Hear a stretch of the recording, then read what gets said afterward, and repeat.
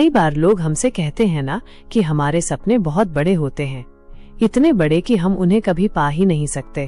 और तब हमें लगता है हाँ शायद ये सच ही है, मैं शायद ये नहीं कर पाऊंगा। लेकिन पता है अक्सर ये सच नहीं होता, ये बस किसी और ने हमसे कहा होता है कि ये नामुमकिन है। तो फिर हमारे सपने अधूरे क्यों रह जाते हैं? क्या वो कभी पूरे नहीं होंगे? आज मैं तुम्हें एक ऐसे लड़के की कहानी सुनाऊंगा जिसने अपने सपने कभी नहीं बदले। मैं उसकी बातों से सहमत नहीं था, थोड़ा सख्त भी था, लेकिन उस लड़के ने अपनी मेहनत से ये साबित कर दिया कि कुछ भी नामुमकिन नहीं है। तो चलो आज ही सुनते हैं ये प्रेरणा देने वाली कहानी। मैंने एक शहर में रॉबर्ट नाम के एक आदमी के बारे में सुना। वो तब बहुत जवान था और वो घोड़ों को सिखाने का काम करता था। वो लड़का और उसके पापा एक अस्तबल से दूसरे अस्तबल जाते थे, कभी किसी रेस्ट्रैक्ट पर तो कभी किसी खेत में बने अस्तबल में। रॉबर्ट का स्कूल का जीवन हमेशा नए नए माहौल में बीता। नए टीचर, नए दोस्त, ये सब उसके लिए किसी रुकावट जैसा था। उसे इन सब में ढलने में बहुत मुश्किल होती थी। लेकिन रॉबर्ट कैसा था पता है? वो एक सपने देखने वाला इंसान था। उसका मन हमेशा भविष्य में खोया रहता था। वो हमेशा यही सोचता रहता था कि उसे क्या चाहिए, और उसे क्या चाहिए था एक बहुत बड़ा घोड़ों का फार्म जहाँ वो अपने घोड़ों को सिखाएगा। एक ऐसी जगह जो घोड़ों के लिए भी अच्छी हो और जो लोग वहाँ काम करते हैं उनके लिए भी।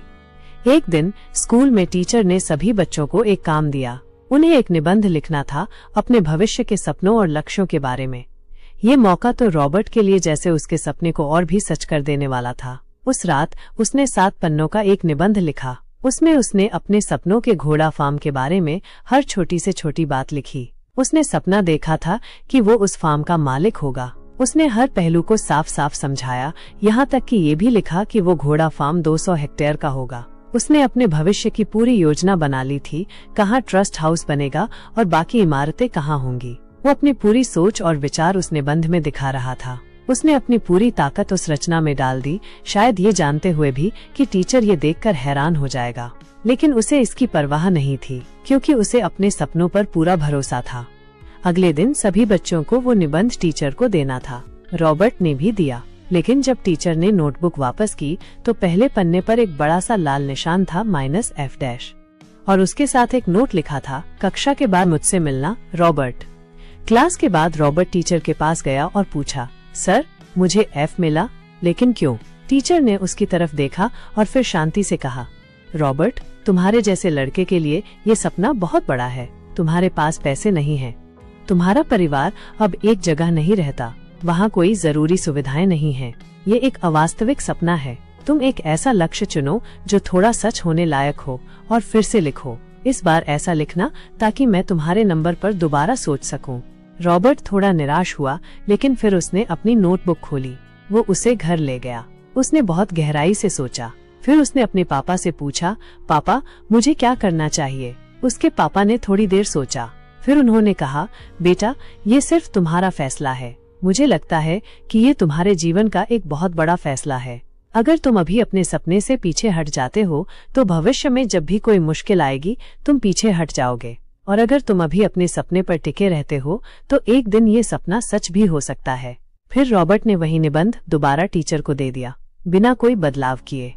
वो टीचर के सामने खड़ा हो गया। टीचर खड़े हुए और थोड़ा गुस्से में बोले, रॉबर्ट मैं तुम्हें नंबरों के बारे में समझा रहा हूँ, मैं इसे नहीं बदलूंगा, इसलिए मैं तुम्हें F ही दूंगा।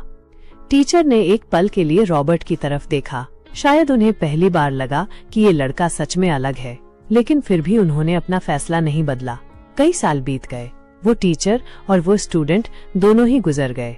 एक बार टीचर के पुराने स्टूडेंट एक बड़े मैदान में कैंपिंग करने गए थे।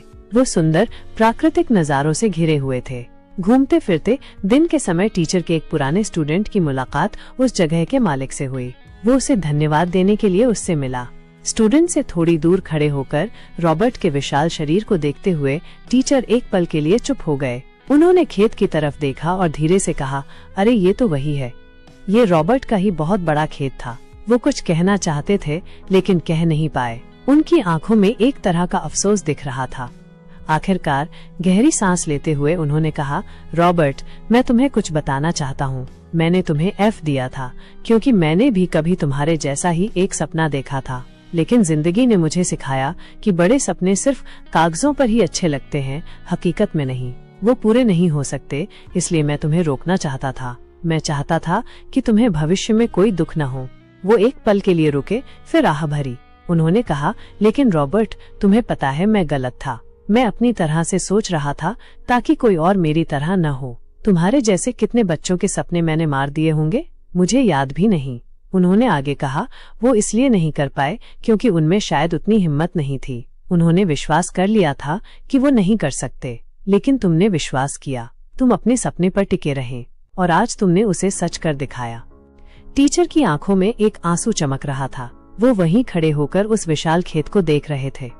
वो खेत बिल्कुल वैसा ही था जैसा रॉबर्ट ने अपने निबंध में लिखा था। एक गहरी सांस लेते हुए उन्होंने कहा, आज यहाँ खड़े होकर मुझे एहसास हो रहा है कि मैं कितना अकेला हूँ। मैंने अपने सपनों को धोखा दिया, लेकिन तुमने मुझे दिखाया कि एक सपने देखने वाला कभी हार नहीं मानता। रॉबर्ट ने एक बार अपने टीचर की तरफ देखा और फिर वो धीरे से मुस्कुराया।